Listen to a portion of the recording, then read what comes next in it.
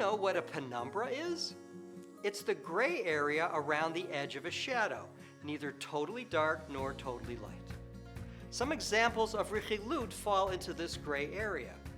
This is called avak rechilut, at the edge of an issue.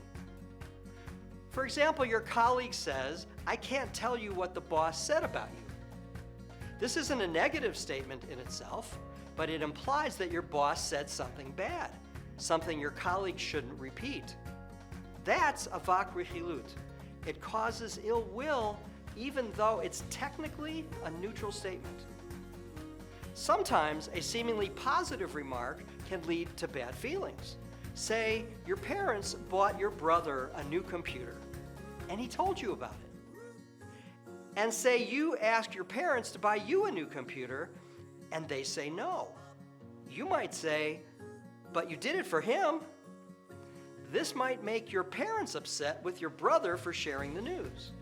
It's avak rechilut because it can cause resentment.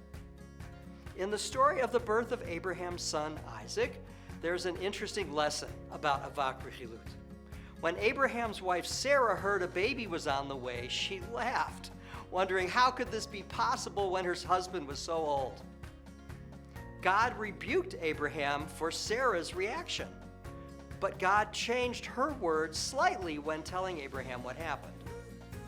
God told Abraham that Sarah laughed because she was so old, not him. The Talmud points out that had the Almighty told Abraham verbatim what Sarah said, he might have become upset with her. From this story, we can learn to avoid speaking avak rechilut.